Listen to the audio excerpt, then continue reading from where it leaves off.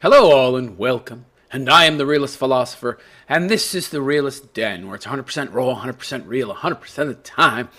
So how y'all doing? Hope y'all doing good, fine, and well. I was doing alright, until I came across this. Now, I'm sure all of you out there know of the Lord of the Rings movies. 3 of the best movies of all time, right? Strider, Bilbo, Frodo, Samwise. Oh, Samwise, my favorite character, right? That was a great series of movies, right? Yeah. But apparently, if you're a leftist and you watch them in the context of today's politically correct atmosphere, Tolkien was an evil racist. He was racist, right? Yes, Tolkien and the Lord of the Rings are accused of promoting racism due to orc discrimination. Woo! Really? Yeah. Yeah, I suppose the orcs were just discriminated against, and that's why they were evil and ate people. It's not because they were just inherently evil, right? I suppose they lived in caves because mankind drove them into those caves and made them live there. And because they lived in caves, right, and didn't have any farmland and they couldn't farm and they couldn't breed animals and such and as easily hunt for food as men, because those evil, horrible men had driven them into those caves, that they were reduced to eating man flesh, right? Yeah, they were evil because of man's discrimination, right? Or they weren't evil at all. They were just misunderstood. And the evil acts that they committed, well, that was man's fault for discriminating against them, right? Yeah. It doesn't get any more ridiculous than this. I'm wondering, who's coming up with this stuff, right? I mean, do you just have nothing else to report on? You have nothing more to do with your time? Are you just sitting there and you're looking at the news feed and you're like, yeah, geez, I can't see any new oppression these days. What is promoting oppression? Show me something in the most recent news that is promoting oppression and sexism and racism and discrimination. I just don't see it. I don't see it. I got to start looking back in time. Because, that's what leftists do when they want to find wrongdoings, because they can't find a whole bunch of them in today's modern world. So they go back in time and, oh, hey, J.R. Tolkien. Well, wait a second, those orcs. Well, they could be a metaphor for black people and brown people and people of color. You mean colored people? How racist of you to say that, but, everybody else is a racist, but not you, right? Including Tolkien. Hey, he's a horrible, evil racist, yeah, for discriminating against what is essentially a fantasy race. So J.R.R. Tolkien's influential series, The Lord of the Rings, has been accused of purporting racism and discrimination due to its depiction of the orcs. They were bad. They were evil. In the books, they were inherently bad, right? Morgoth, the big evil bad dude. Everybody thinks Sauron was the big bad dude, and he was the big bad dude in those books, all right, in those movies. But before him, there was an even bigger, badder dude named Morgoth, and he was really bad, right? And he took and captured elves, and he mutilated them and transformed them into orcs, okay? And he made them specifically to be killing machines with no conscience whatsoever. Sounds inherently evil to me. It also sounds very limited to the book series and not representative of reality. So how could you throw in terms like discrimination and racism against these creatures who are inherently evil within this universe, within this fantasy world that Tolkien created? Which is not analogous with our world, right? Because it's fantasy. Well, leave it to a leftist to find parallels, right? Or create them if they don't already exist. Yeah, so appearing on the Geeks Guide to the Galaxy podcast, hosted by Wired Magazine, science fiction author Andy Duncan states his views on the Lord of the Rings concerning racism during a conversation about his work, Senator Bilbo. Andy Duncan. I never heard of him, by the way. You want to know how you know somebody's famous? All right? You're not familiar with the genre within which they create stuff, but you've still heard of them, right? So this guy's a nobody, and he's trying to essentially drum up attention for himself by bad-mouthing one of the greatest writers of all time. Okay, I see. But it's hard not to miss the repeated notion in Tolkien that some races are just worse than others. Yeah, because that's the notion being pushed in regards to that particular world. You see, it's case-specific. There are different laws and different rules governing this world. In the world of Tolkien, you can create life forms whose sole purpose is to commit evil acts, do evil things, right? And they have no goodness in their nature whatsoever because it's fantasy. I got news for you, Duncan. I think you've been spending too much time in your own little vacuum-sealed bubble, and you don't know that it's not real! That some peoples are just worse than others, and this seems to me, in the long term, if you embrace this too much, it has dire consequences for yourself and for society. Embrace what?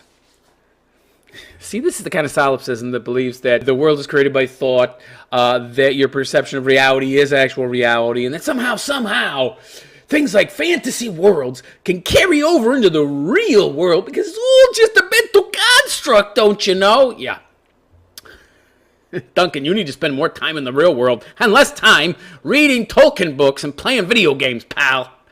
Good Lord. Yeah, so if you embrace this too much, it has dire consequences for yourself and for society. Society, which is basically a construct. There is no society. I got news for you, pal. There's no society. There's just individuals and a shared culture, okay, due to our shared history and our shared occupation of the same demographic region, okay? So Senator Bilbo is a parody in which you have a racist demagogue stomping around the world of the halflings in a sort of desperate holding pattern to keep at bay all the changes coming about as they resolve the Lord of the Rings. So you're not even original. You can't even think up your own story, right? You have to steal from Tolkien. I love it. You steal from Tolkien, right? And using his characters, his world. Wow, that's pathetic. That is pathetic, pal. You can't come up with your own ideas. You can't write your own novels. You can't come up with your own characters. And by the way, Bilbo wasn't a horrible racist. So he's taking something out of context, right? And he's trying to gin it up into something that it never was. So he goes on to say, think about it this way. I'm not questioning that in this parodic Middle-earth-like setting that I'm imagining, I'm not questioning that there was a Sauron who inherited. So Sauron was Morgoth's lieutenant, right?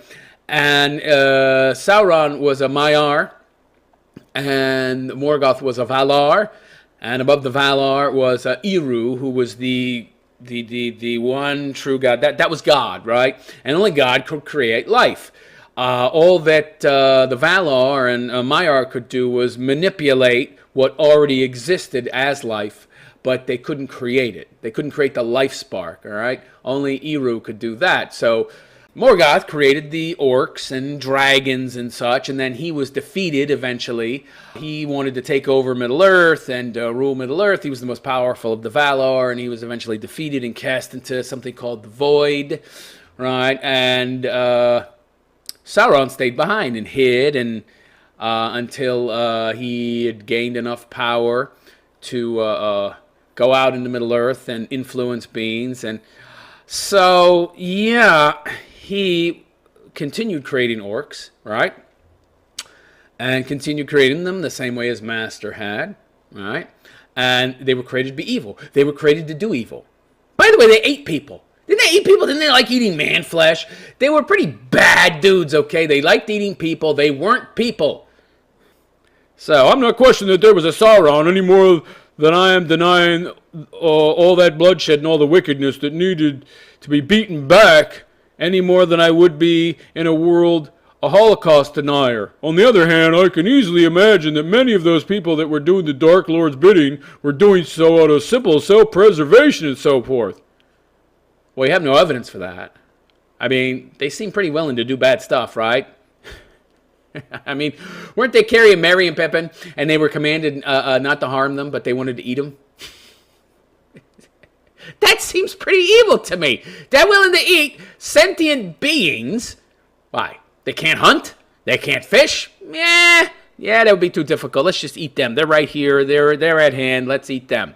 Seems pretty bad to me. See, his problem is that the idea of the orcs being evil is connected with their race, that the race of orcs are all evil, that throughout the entire novel, there's not anything like a good orc depicted. Right? That's his problem.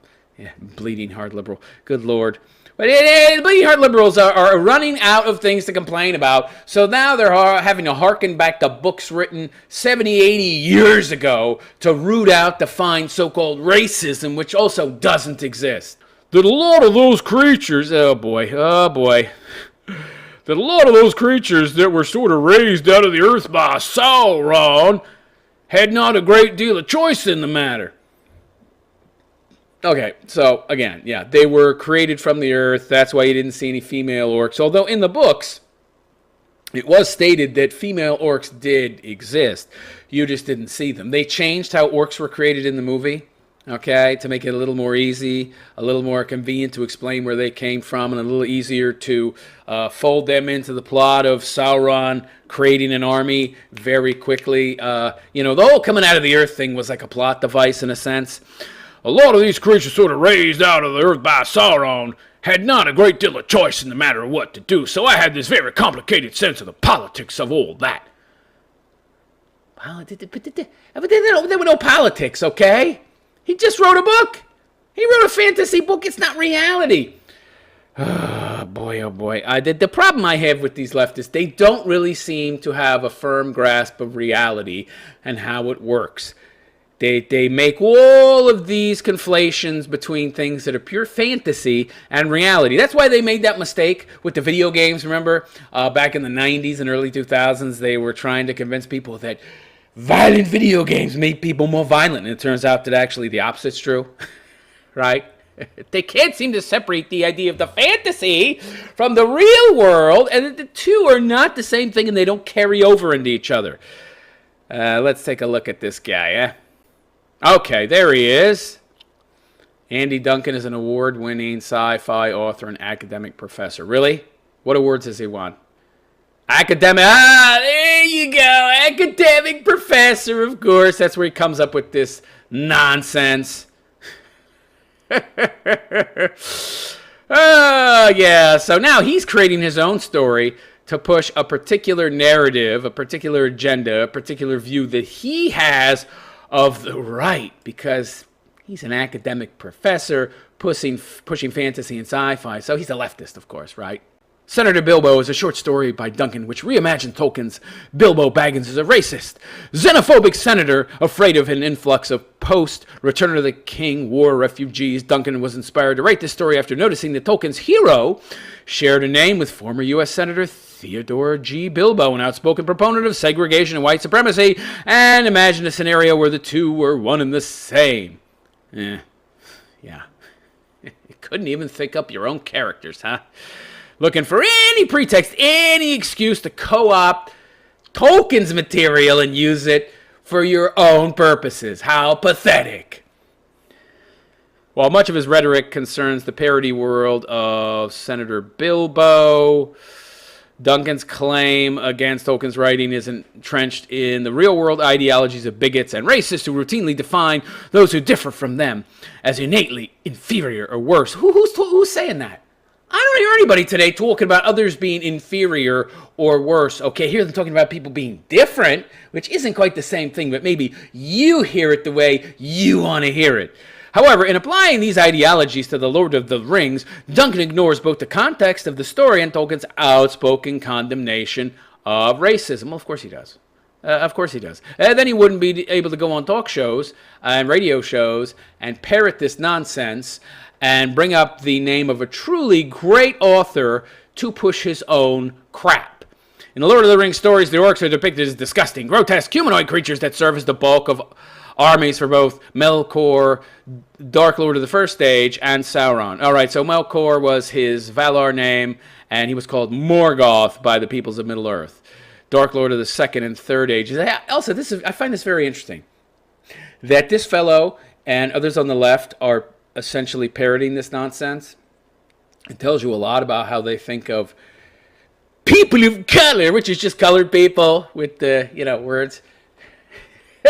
Switch positions, right? Because colored people is racist, but calling people of color, that's not racist at all. So what I find interesting is that these orcs, who are not even human, are a race that they associate black and brown people with. Nobody on the right has done this, but apparently in the mind of this progressive author, orcs are synonymous with black and brown people. I didn't see the correlation, but he spotted it. Just like that, right? That tells you how they actually view people of African descent and Latino descent. What they're really doing here, this is really projection. What you're really seeing is them projecting their own biases, their own so-called racism, their own hate, their own view of those races onto Tolkien's work, and then saying, it's the work of the right. No, it's the work of the left, actually. You're the one coming up with these spurious conflations, right? Nobody else. So in the Silmarillion, it is suggested that Melkor corrupted the bodies and minds of captured elves in an effort, and by the way, I suggest you read these books. They're excellent, excellent books. In an effort to twist them into the original orcs. Duncan's point of racism may stand if not for the fact that the orc race simply exists to lay siege to the lands of Middle-earth. They're a tool. They're a tool. They're nothing more. They were created as a tool. They were created as an extension of Morgoth and then Sauron's will. They don't really have very much free will of their own, right? Which is why at the end of The Lord of the Rings, when the towers fall and their so-called god falls, they run, they flee. Much of their existence and their purpose for living and existing was tied to him. When he died, they didn't know what to do. Because again, they didn't have very much of their own free will. And without him there, they just scattered to the four winds. So the orcs are not fought and feared because other races merely hate their differences. Right. If the orcs just hung out in their caves, or hung out in the woods, or swung from trees and vines and shit, or grew crops, nobody would care. They'd probably trade with them and be buddies with them, right? But the orcs were really, really bad guys, right? They were extensions of the will of Sauron. They ran around killing people, killing dwarfs, making war on all the other races of mankind. Essentially, they themselves were the evil, maniacal racists of the story. They hated every other race except their own. And they even hated a lot of other orc tribes. If you weren't of their specific tribe, they hated you. So they were really bad. They were really evil. And by the definitions of the left themselves, they were racists. But somehow they're victims, right? And somehow they're associated with brown and black people. People of color. Association I don't see, but this guy sees it right away, which tells you where his mind is. And there's the great J.R. Tolkien. Yes. Wonderful writer. Yeah, very vocal opponent of Adolf Hitler and his Nazi party as well, but he was an evil racist. In 1941, in a letter to his son Michael, Tolkien wrote, I have in this war a burning private grudge, which would probably make me a better soldier at 49 than I was at 22 against this ruddy little ignoramus, Adolf Hitler. But he was an evil racist. Very interesting, yeah. The orcs were discriminated against, and that's why they were evil and ate people.